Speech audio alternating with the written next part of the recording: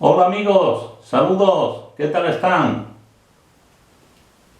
Estamos normalmente habituados a conocer lo que son pulsadores, paro y marcha que van asociados a un contactor. Y este contactor estará dimensionado para una potencia tal. Pero siempre deben de ir acompañados los pulsadores de un contactor. Pero además de los pulsadores independientes, también tenemos unos dispositivos que suelen llevarlo individualmente las pequeñas máquinas y que son los pulsadores electromagnéticos que van compuestos de pulsador de paro y de marcha. Lleva un relé interior y no necesita ir asociados a ningún tipo de contactor exterior, sino el mismo dispositivo lleva pulsadores y relé. Los hay de varios modelos, tanto para 2 fases como para 3, contactos cerrados y abiertos, y son realmente aparatos muy útiles, ya digo, normalmente para máquinas de pequeña potencia. Y es lo que vamos a ver a continuación. Aquí vemos distintos pulsadores electromagnéticos que normalmente suelen ir colocados en sus cajas. También suelen venir de esta forma ya todo completo con el cable de alimentación y la base ZTAC de salida hacia la máquina o el motor. Trifásico rojo y monofásico en azul. Aquí tenemos el montaje más simple que suele llevar, que es 2 conexiones o 2 cables de entrada. Aquí 2 cables de entrada y 2 cables de salida. Una vez que se activa el pulsador, pasa la corriente, se alimenta la bobina del relé y el relé queda activado, con lo cual los contactos quedan cerrados. En el momento del paro se activa igualmente un pulsador que de forma mecánica abre los contactos y desconecta la bobina. Este es el esquema más sencillo: 2 cables de entrada y 2 de salida. Aquí tenemos uno que tiene 2 de entrada y 2 de salida, pero la bobina está abierta, no está conectada en los contactos de salida, porque nos puede servir, como en este caso que tenemos la salida abierta, para poder conectar, como en este ejemplo, un pulsador OZ de paro de emergencia. Aquí otra forma, que quizás sea la más usada, donde lleva las 3 conexiones o los 3 contactos que se pueden usar tanto para un motor trifásico o máquina trifásica como para un motor monofásico. Aquí tenemos fase neutro y aquí tenemos las 3 fases. Aquí puede ser 220 voltios y aquí 380 voltios o 230 a 400 o cualquier otra tensión que pueda llevar 3 fases y fase y neutro. Y aquí tenemos, aunque realmente no se ve muy claro, pero sí se ve si prestamos atención, tenemos 3 entradas, un contacto abierto, otro contacto abierto y aquí hay un contacto cerrado.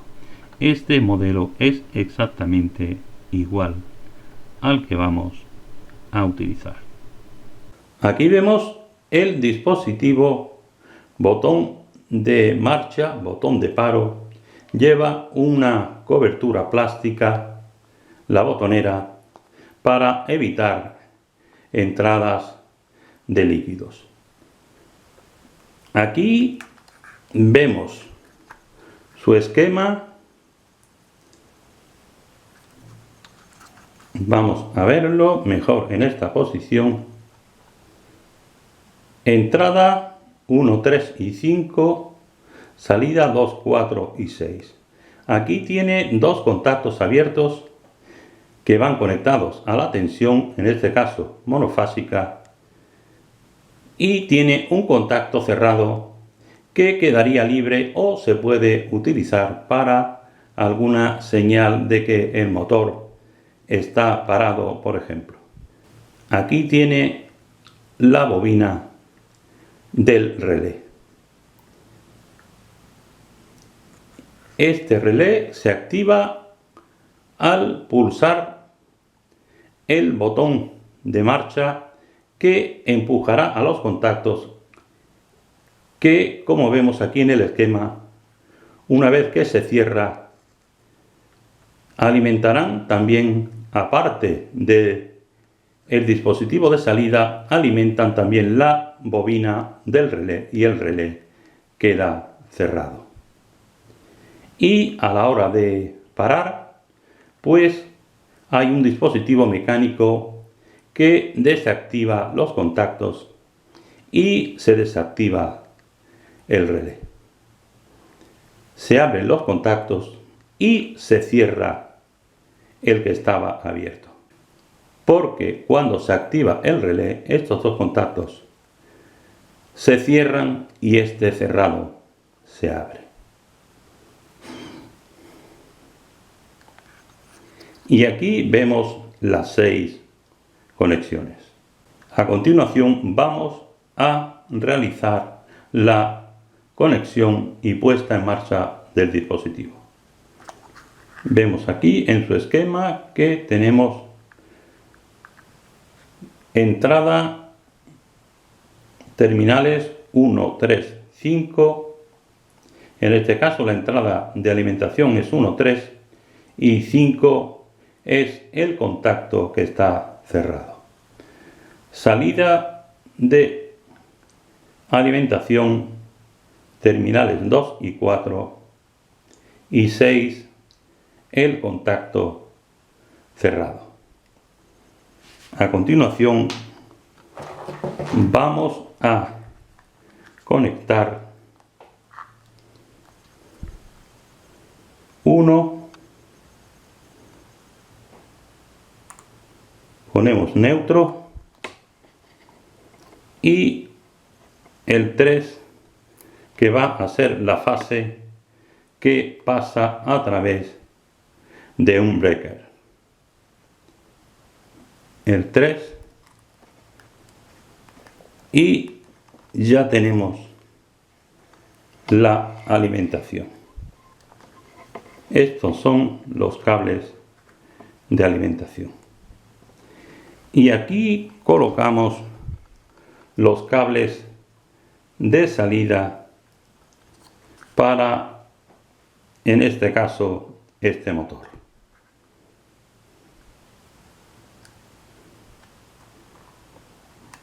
El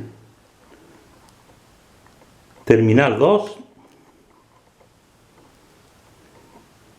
y el terminal 4.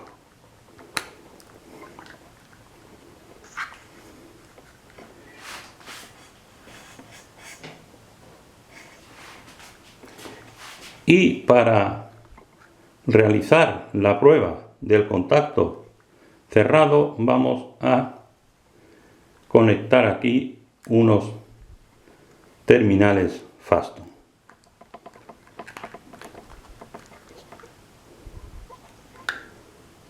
Este es el contacto cerrado. Y en el contacto cerrado vamos a conectar las puntas de un comprobador de continuidad para que veamos que aquí hay un contacto cerrado. Aquí vemos las conexiones de entrada y aquí vemos las conexiones de salida. Repito que este es un contacto cerrado que normalmente no se utiliza, pero vamos a probar su funcionamiento con un comprobador de continuidad. Vamos a realizar la puesta en marcha, pero anteriormente quería hacer dos aclaraciones. A la hora de conectar, no comenté que en paralelo a la salida lleva un condensador o capacitor, que es un elemento muy importante para, de alguna forma, absorber la chispa que se crea a la hora del cierre del relé.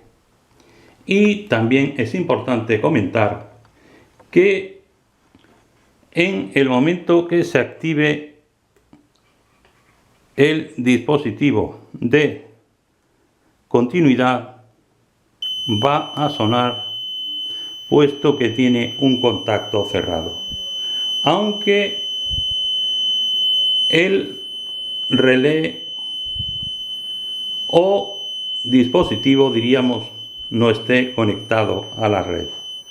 El contacto está siempre cerrado. A continuación conectamos a la red y pulsamos.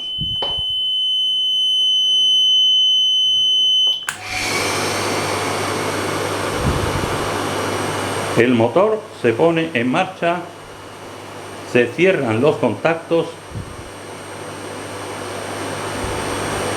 de alimentación y se abre el contacto cerrado, por lo cual el comprobador de continuidad deja de sonar. Paramos.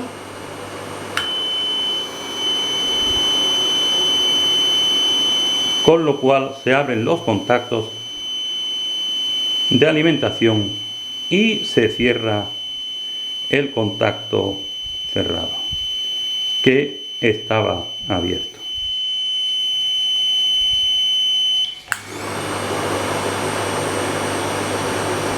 Estos dispositivos normalmente se fabrican para 10 o 16 amperios. Para potencias mayores hay que utilizar contactores. Aquí vemos los pulsadores con su relé atornillados a su caja. Este dispositivo además tiene una protección por la cual, si por alguna circunstancia se corta la corriente de la red, una vez que venga la red habrá que activarlo de nuevo.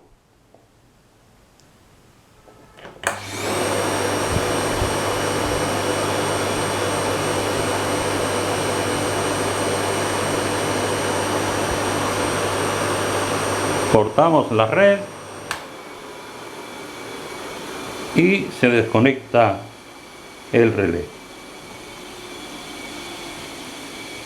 Conectamos de nuevo a red y, como veis, el motor está parado. Hay que activar de nuevo.